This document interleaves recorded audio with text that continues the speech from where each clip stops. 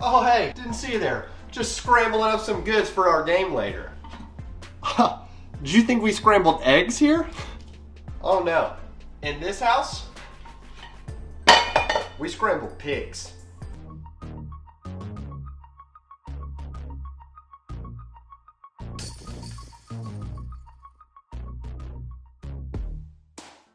What's up YouTube fam, Robbie C here, and this week we are going to talk about the all-important piece of your disc golf game when you just happen to get off of the fairway. That's right, we're talking about scrambling. And no, not like the entrance showed. For those of you new to the game, scrambling refers to when the disc is found off of the fairway. These are usually in rough patches or off very far away, and unless you happen to be named Ricky Wysocki, most mortal humans actually struggle with the art of the scramble. When I first got into the game, if I found myself off of the fairway, I usually got into a really sad mood or really angry depending on the day, thinking to myself, there's no way that I'm going to save par unless an absolute miracle happens, the trees open up and voila!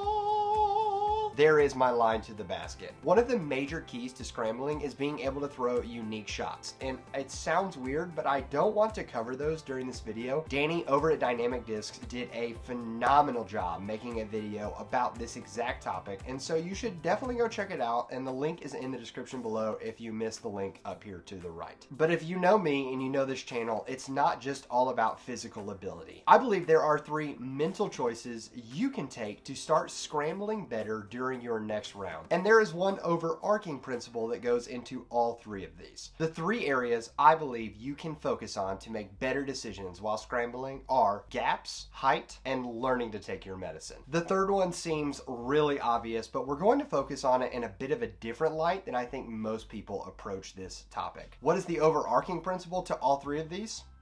Disc selection. Learning to decide what disc to use in the right situation can be the difference between nailing the shot and totally flubbing it and having a terrible time out on the course. So let's talk about the first area, gaps. What do I mean by gaps when it comes to scrambling? When you find yourself in a scramble situation, there is one question you need to ask. What is the highest percentage gap to find my desired result? Now, we may have different desired results, and I've talked about that a lot in the past. Most of the time, if you're playing in the recreation or novice division, our desired results should be pars. If we are shooting pars at worst, we are always going to stay relevant on the scoreboard. What I mean by highest percentage gaps are what are the odds of this shot going great and this shot going absolutely terrible. When you are scanning the options in front of you, you want to look at every possible route you can while keeping in mind that you only have 30 seconds to throw. This is where being familiar with your bag and knowing what shots you can throw is incredibly important. The person who knows what they can do is going to be incredibly comfortable when they find themselves in places that they shouldn't be. When we are choosing gaps, I want to refer to the tip that Gannon Burr came on the channel and gave, which is we want to pick the highest percentage gap that is the furthest down the fairway. When analyzing gaps, if there is a small gap about 10 feet away from me that I have a high chance of getting through, but if I go to another route, there is a smaller chance that I'm going to make the gap, but the gap is 70 feet away from me, I should opt into the gap that is further away, because that means that if things don't go well, I'm still farther up the fairway than if I mess up or doink the gap 10 feet in front of me. Nothing ruins our chances at par faster than when a disc only travels 10 to 20 feet and we still find ourselves in a terrible situation. I ask myself 2 questions. What discs am I most comfortable throwing, and what lines can I throw them on? When I've answered those 2 questions and I find a gap that lines up with them, then the decision is incredibly easy. I'm going to throw that specific gap. If I have a hard time finding any gaps that match those 2 criteria, the decision is also made simple. I need to go ahead and refer to section 3 of this video. So disc selection. When trying to find the highest percentage gap, I always recommend going to your most comfortable discs. What disc is that for me? Well, it's an N of a pig. Now, this particular N of a pig has seen a lot. If you look at this disc, It is warped, it is changed, and the bottom of the disc has all sorts of dinks on it. Why is this disc this way? Because I have thrown this pig thousands of times and it has gotten me through tons of fairways. Because I'm incredibly familiar with this disc, it allows me to throw it in places that I'm incredibly unfamiliar with. Finding comfort in your discs is going to allow you to find higher percentage lines. So what's the disc selection tip for hitting more gaps while you scramble? Find 1 or 2 discs and play tons of rounds using just that disc. You are going to become so incredibly familiar with this disc. If you know what it can do, then you also know what it can't do, making your decisions easier as you find the best gaps while you scramble. Speaking of finding high percentage gaps, that brings us to our second area of focus, height. When we first start looking at lines, our common plane we look at is the normal flight plane. That is generally from our knees up to our chest and above. That's because when we throw a disc, we normally like to keep it within that range. However, when you're scrambling, we have to get a little more creative. Usually, when you go to the ground, you will find open spaces and places you can throw your discs in a variety of ways. One of the throws Danny talks about in his video is the forehand roller. Learning how to scramble with a good forehand roller is going to open up so many ground lines that you didn't think were possible before. And I love the tip Danny gives on how to teach yourself to better throw forehand rollers. If you can learn to park your forehand rollers on the next tee box walking from the prior basket, then suddenly you'll see those lines more and more as you find yourself in these scramble situations. But when the ground game won't work because of rocks or roots or other inhibiting factors, there's only one option: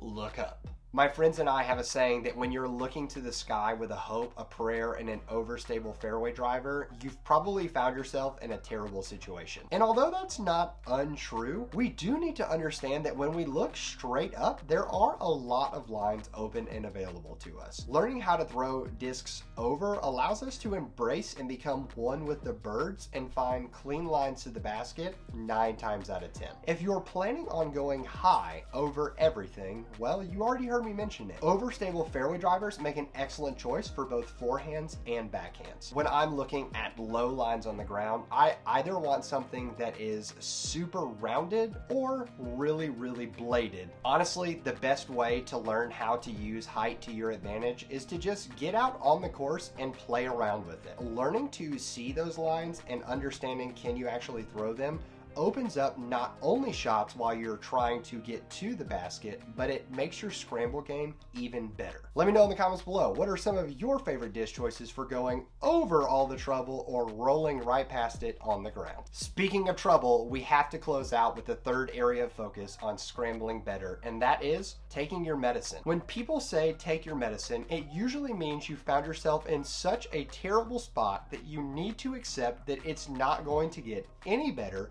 So take your medicine, accept the fact that you're in trouble, and throw out of it. I think this is an incredibly negative mindset to take, because when we take our medicine that is that negative, it inhibits the rest of the round. That's right, not just that hole, but when we start taking that kind of medicine, it makes us think that pars are negative. It makes us think that saving that bogey is a bad thing. But when it comes down to it, what I want to think when I take my medicine is that I am still playing this hole to the best potential that I have in front of me. The cards I have been dealt are not great. That could be because I did something wrong, which is usually the case, or I just got incredibly unlucky and got a terrible kick, which means why should I be upset in the first place? Because I did nothing wrong to deserve that kick. But in reality, I usually did something wrong to deserve that kick. When the high percentage gaps are not available and you don't have a disc or a line that fits what you're comfortable with,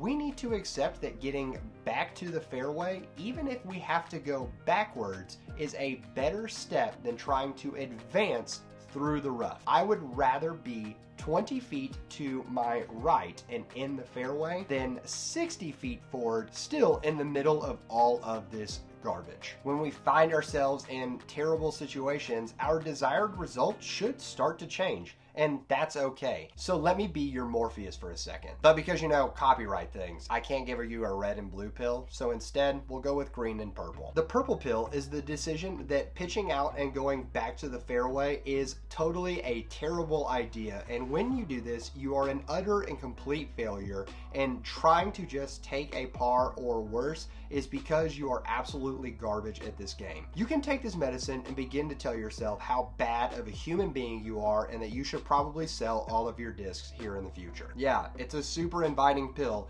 that many of us take all the time. The green pill is the Robbie C Disc Golf Special, which tells you that pitching out back to the fairway is an incredible decision, it's the right decision, and it's going to save you so many strokes and let you still play this hole to the best of your ability. We messed up, and that's okay, because we're not perfect people and we're not playing the perfect game. So if you take this pill, you have a chance at happiness, love awaits you, and you're going to have an amazing rest of the round and day. Also, if I want to go ahead and mention, the green pill tastes like a Sour Patch Kid and the purple pill tastes like doo-doo. When you find yourself pitching out to the fairway, you want to make sure that you grab something that isn't going to be too skippy, and honestly, a base or premium plastic putter is going to be perfect. I believe if you focus on these three areas, you can not only save strokes during your game, but you can have a fantastic time even if you get off the fairway. I want to thank you so much for stopping by, and I really hope that you stay on the fairway, but if you don't, that's okay. You're in good company. I am the king of rollaways and having unfortunate things happen to me, but we just have a good time while it happens, because you know what? We're out here throwing plastic, and that's a great way to spend our time. I hope you have an absolutely amazing week, and if there are things you think I missed when it comes to scrambling, let me know in the comments below. I want the comments to be a resource to everyone watching. So let's head down there, share some positivity, and figure out how we can get back to the fairway.